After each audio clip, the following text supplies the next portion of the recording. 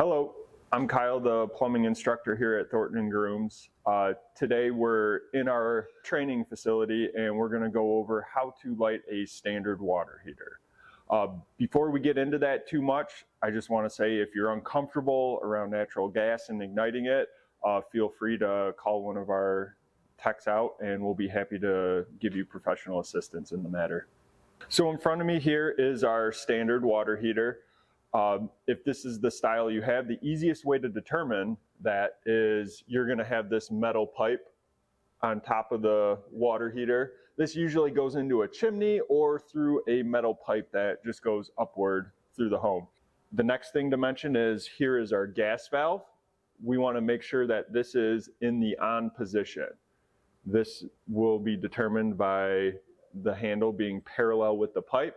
When it's off, you're going to see it in a perpendicular manner.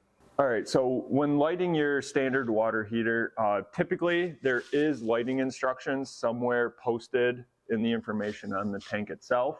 So always reference that to make sure steps are accurate.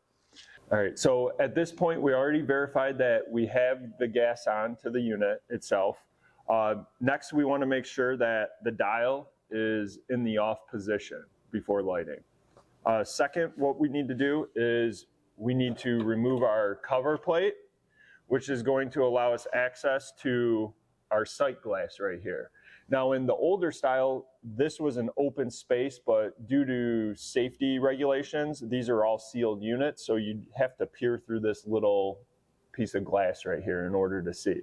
So once we start the lighting process, we want to turn the dial to the pilot position. And we are going to depress the knob then. This knob will only depress when I am in the pilot position. So I need to press that down and hold it down and locate our igniter button. Now I'm going to press this till I get ignition. After a few seconds, typically 30 seconds to 90 seconds, it takes for the piece in there to heat up enough, and then we'll hear a click, and now we have a blinking light, and I can release the pilot. That blinking light indicates that the pilot has been lit and will sustain itself. Once it's lit, now I can turn it to the desired temperature, and I recommend not going over hot. The reason for that being is we don't want it to exceed 120 degrees because we can really get into scalding temperatures then at that point. So just to paint a clearer picture of what's going on inside your tank, this is essentially a cutaway of what's inside that burner cavity. A few things to take note: you have your sight glass here, so when you're peering through here, you're going to want to locate where this igniter portion is right here, because that's going to be giving you your spark. The other two components is you have this tube right here, which is actually putting the gas in there. The igniter is going to spark that gas and where it's going to hold the flame. The other important part of that is this thermal pile right here. This actually is what powers your water heater. The heat from the flame actually produces a small amount of electricity that's able to operate your control valve that's on the outside of the unit. So if this goes bad, that could cause your pilot not to stay lit, and in that event, I recommend calling us to come out and take a look at your water heater. Now, if your water heater isn't the standard style with the metal piping coming off the top, and you still have a tank, it's most likely a power vent.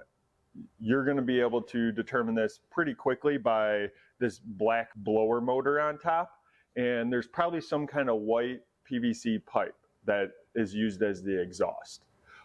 These are much simpler to light. Because they are high efficiency, they have an automatic electric ignition. So if this unit needs to be lit, once again, verify your gas is on, and it's going to be as simple as finding your switch, your on-off on your control valve and turning it on, and you're going to hear it click on to ignite.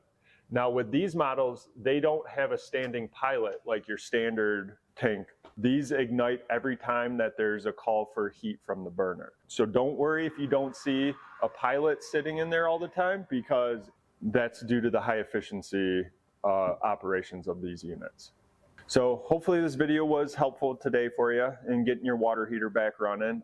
If not, we're always a phone call away at Thornton & Grooms here, and we'll be happy to come out and service your unit. Thanks a lot.